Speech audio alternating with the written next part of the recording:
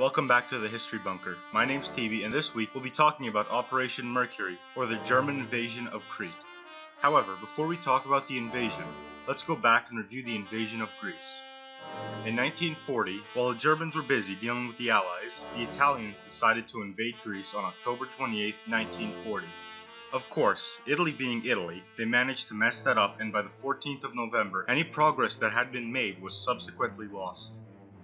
With the British fighting alongside the Greeks, Germans had to intervene to prevent the Allies from establishing a new front in the south. Germany entered Greece from Bulgaria in a lightning-fast campaign that would last just 25 days. With Greece captured, the British knew that the next German target was going to be the island of Crete, so they sent units of the Royal Navy to defend it. The main reason the Germans invaded Crete was not only the island would make a perfect point to mass units for a landing to liberate Greece, but also that the British presence on the island created a base close enough for the RAF to launch raids on the vital Romanian oil fields in Ploiești, which provided around one-third of the oil that the Germans used. The invasion needed to be completed as soon as possible, as the Germans were preparing for Operation Barbarossa, or the German invasion of the Soviet Union.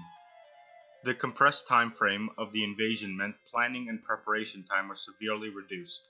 A number of other problems began appearing in the lead-up to the invasion. The first was the 500 Ju-52 aircraft responsible for getting the paratroopers to Crete needed servicing due to being overworked in the Yugoslavian and Greek campaigns. Next, the airfields needed to launch the aircraft were mainly non-paved, which resulted in dense clouds of dust at takeoff and landings. The final problem was delays with the shipping of oil, which meant that the invasion was delayed from the 15th to the 20th of May. After all these problems were resolved, the invasion could finally begin.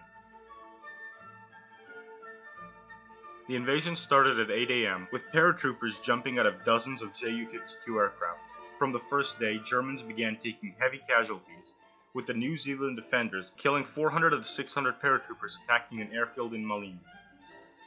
The afternoon drops didn't fare any better, and by nightfall, none of the German objectives had been secured.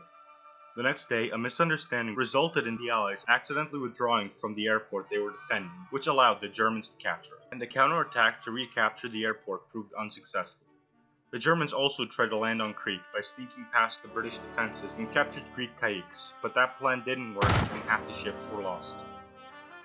A second landing attempt was made the next day, with the hopes that the British would never suspect another landing attempt so soon. But just like the first, it failed, though the Luftwaffe did manage to sink 2 light cruisers and a destroyer. Fighting continued as the Allied defenders retreated southwards and towards the city of Heraklion. The Greek soldiers put a determined resistance, but poor training paired with a lack of resources resulted in the Greeks unable to repel the German advance. After days of heavy fighting, the Allies had been pushed back to the southern city of Sfakia.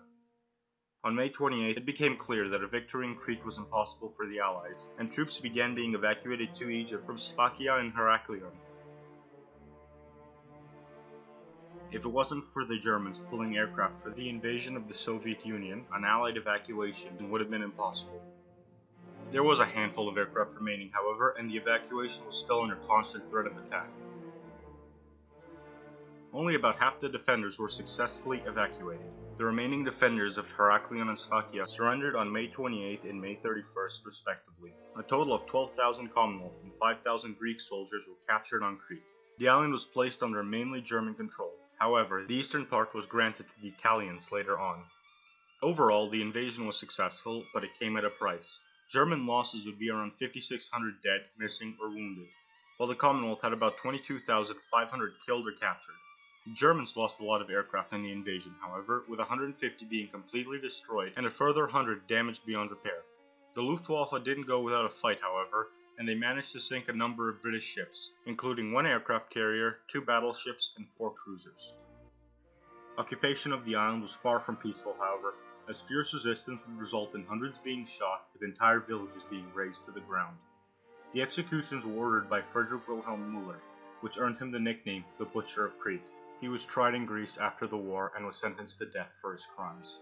Adolf Hitler was shocked by the heavy losses of the paratroopers' invasion of Crete and decided that there will be no more large-scale German airborne operations.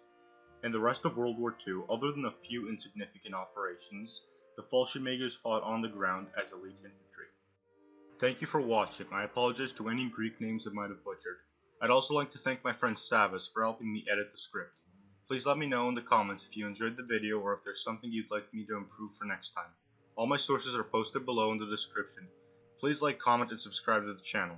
Please don't forget to check out my Twitter, as I'll be posting previews and minor channel updates over there. See you next time.